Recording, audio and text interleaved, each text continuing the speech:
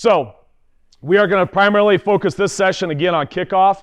So I'm going to get into the nuts and bolts of this based on my experiences again with the NFL team that I got this from, and it's been very good with us for what we've done. So the first slide is the scheme. So I'm going to pop up the scheme, talk about people, and get into that. Like I said, I'm not going to mention this on camera, but when we're done, if you want this, I can get this to you via huddle, so don't feel like you have to stress out too much. All right, so all the positions on our kickoff team are mirrored.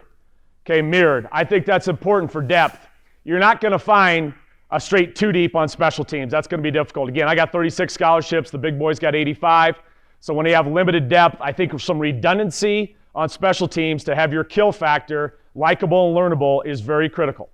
Okay, it's likable, meaning if you play 4 on one side, you can play on 4 on the other side, and we always have one backup 4. It's a swing guy. Keep it likable and learnable. Kills, something I talk about all the time with our programs. Okay, so it's likable and learnable. It has adaptations. We have run this scheme. We have not changed this one time. Okay, we have made no variation of the scheme. We run the same scheme with really no variation. So I'm going to take you through it, okay? I think the hard part sometimes about finding guys to run down on kickoff is coaching staffs have to have an appreciation that it's a unique skill. It's a unique skill, all right? We try to find our 2 best cover guys and put them at the 5s. Okay, our 2 best cover guys and put them at the 5s. These are guys that kind of got to be a little bit reckless, not a real high regard for their body, not a real high regard for their personal safety, okay? So with these guys, we talk about long stride, arm violence, churn, strain, never shutting your feet down whatsoever, all right? All of our leverage points on the return are based on the returner. We don't spread the field. We have no aiming points on the field. It's all based on the football. So the 2 5s, okay, are going to get an incredible takeoff, okay, get a great takeoff. For every 2 yards you lose at the takeoff, it's about 10 yards down the field. So we get a great takeoff, and I practice takeoff every week. So we get a great takeoff. We run down the field. At some point, and I don't overcoach it. I don't overcoach it. That I tell them at 15, 20 yards, I don't overcoach it. Once you clear that front line, then they're going to cross. They're going to cross, and they have a near number aiming point. Okay, near number aiming point. So if you guys were the L5s, okay, on this side of the room, you guys are the R5s, and I was wearing number 23, you guys would cross and try to bite the 2. You guys would cross and try to bite the 3. It's heavy, it's thick, it's penetrating, it's violent. You never shut your feet down. Okay, we have drills that we work on. Fundamentals for the 5s. You can run around people early, meaning frontline blockers. You got to run through people late. Okay, you can run through people early, you got to run through people late. Again, most of the schemes I'm seeing, maybe not you, are still number return schemes. We're trying to down, kick out, and go. So majority of the times our 5s are still being blocked by frontline defenders. Okay, there's not a lot of people running middle returns where they're trying to cross and double teams the 2 interior guys. So we try to put our best guys at 5. They're going to cross and they're going to run, okay? I'm going to show you this on tape. This diagram is not super realistic. If the returner was heading this way to the right, so the returner's heading to the right, I won't cut you guys off, heading to the right, the L5 is going to slip and stay really skinny and backdoor. The R5 is going to have to be a guy that's really got to cut really, really hard. He's got to cut. If it's going to the left, the L5's got to cut hard, and the R5 is a more subtle stack and penetrate towards the front of the return, okay? So these are 2 valuable guys for our team. Okay, they're my guys. Okay, they're my guys. And I've had whatever positions do them. I've had running backs, I've had wide receivers, I've had DBs, I've had linebackers. Don't make any assumptions. Okay, don't make any assumptions. Okay, so you don't know where these guys are going to come from. The 2 4s have typically been a little bit more of our safeties on defense, okay, because of their responsibility. So what the 2 4s do is they get a great takeoff. Okay, they're going to get a great takeoff. And again, this diagram is a little bit not the greatest, but they're going to get a great takeoff, and after those guys cross, they're going to stack directly behind the guy that crosses to their side. So they're going to stack. And that stack separation, again, I don't overcoach it, but we're looking for about 10 yards. Okay, it's a stack separation.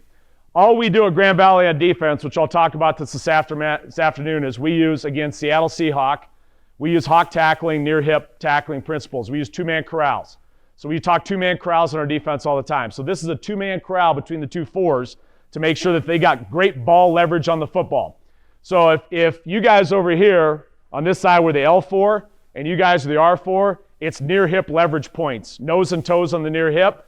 Nose and toes cannot let the hip cross their face. Does that make sense what I'm saying? You two guys are working together. You're a second level of the defense. Okay, a second level of defense. Anybody that's got, in my opinion, and again, you're in here to listen to my opinion, that's got all 10 guys running down the field at the same level, I think we're opening yourself up to giving up some big returns. Think about running a cover zero pressure. If you were to run a cover zero pressure on defense and you blitzed everybody, it's either going to be really good or really bad. Okay, because if they split it, there's nobody in the second level. These two safeties here, we run a lot of inside linebacker pressures. They're the guys that come down and they replace the backers in some of our 3 deep, 2 under coverages. And those guys know how to funnel stuff when something pops in the run game. That kind of makes sense what I'm saying. Okay, so second level guys. You can be too close to the 5s and get caught up in the wash. You can also be too far away from the 5s, and as the returner hits and splits, he reestablishes you, can make you miss. By having about 10 yards of separation behind those guys, we found that guy pops through there, he doesn't see, you got 2-man corral, get those guys down. Okay, so these are a couple of our safeties, all right? The 3s, okay, this is horrible arrows, I apologize. Those arrows should be parallel with these 5 arrows. They are running, okay, avoiding early, running through things late, biting near number. The difference between the 3s and the 5s, they don't cross. The 3s are still super aggressive, low regard for physical safety, high motor, arm violence, churn, strain, never stop your feet. Bite to near number, run around people early, run through blocks late. These guys do have to be prepared, the 2 3s, that there might be some action mad to them and they can't avoid that action. They're going to have to run through and be pretty violent. Okay, so my best guys are at the 5s. My next best guys are at the 3s. My 5s are always at the point of attack. The 3s, sometimes they got to track a little bit further with those sideline-based returns. Okay, this 2-1 combo has been really powerful for Grand Valley football, this 2-1 combo. All right, and I've got drill tape next about how to coach up the 2-1 combo. Our 2s at Grand Valley have always been receivers. Okay, I've always been receivers. Okay, so corners are receivers. So these guys are the leverage of the defense. Okay, they're your leverage. They're primary force. Okay, primary force. So it's great takeoff, arm violence, bend, lean, run. Okay, you're going to run as fast as you can. If the return's to you, you're going to bend, lean, squeeze it. Okay, bend, lean, squeeze it, and get the ball to turn back inside. Okay, there's a fine line on this. If you're running down and you're too thick or heavy and the ball bounces, we're in some serious trouble. But at some point, the 2s aren't just running down the sideline. Like I could put the sideline out there to contain the play. Does that make sense? They're going to constrict, bend, lean, run. Their aiming point of the returner, I don't even want those guys to make any tackles. Their aiming point of the returner is past the top field shoulder.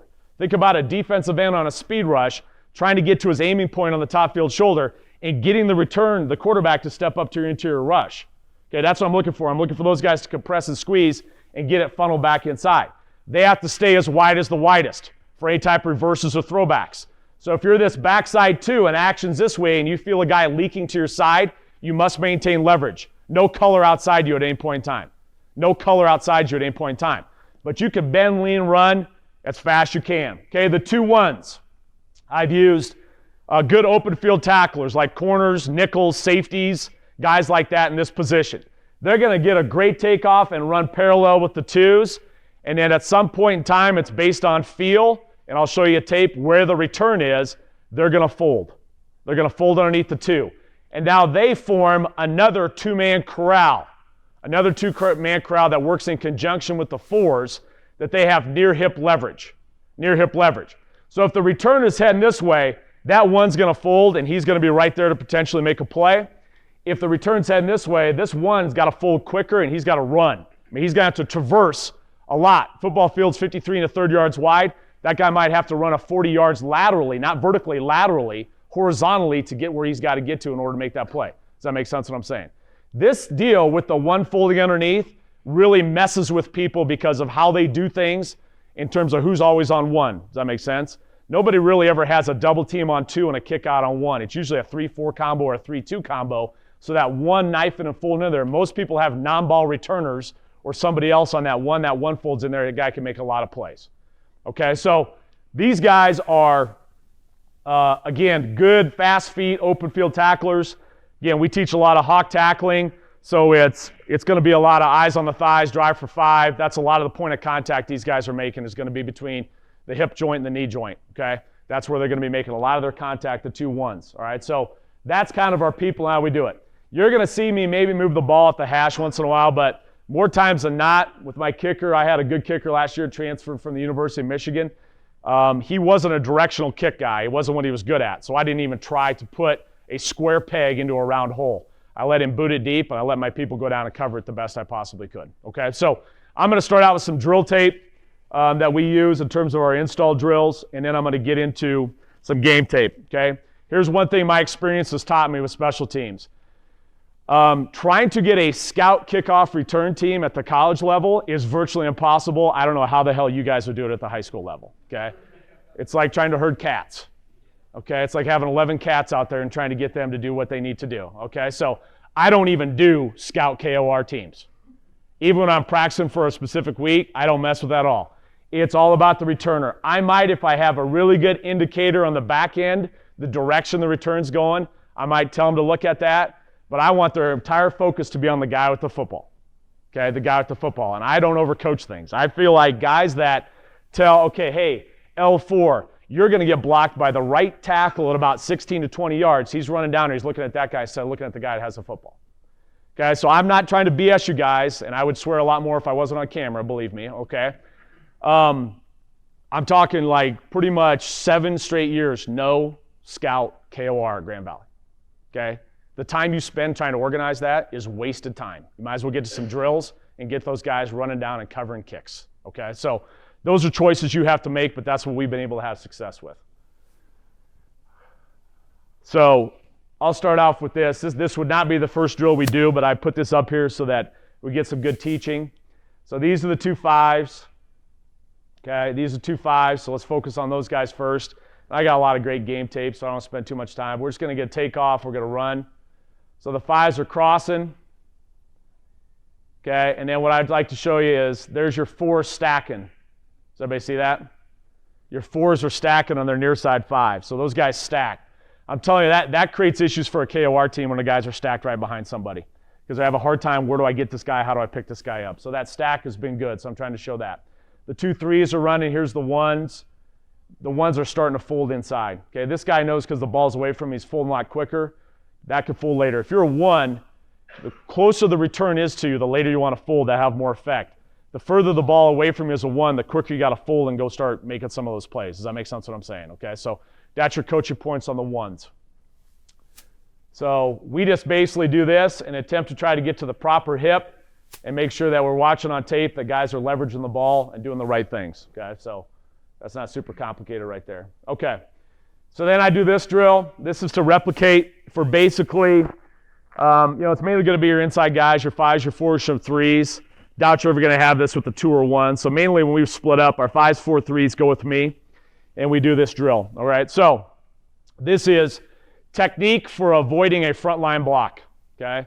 So technique for avoiding a frontline block. Remember, you can run around frontline blocks. You got to run through back end stuff. All right. So what I try to do is I try to get the guys on the line, and I try to impress upon them that they're running down that line with a lot of arm violence, a lot of strain, not shutting their feet down any time. We do not want those guys shut down their feet.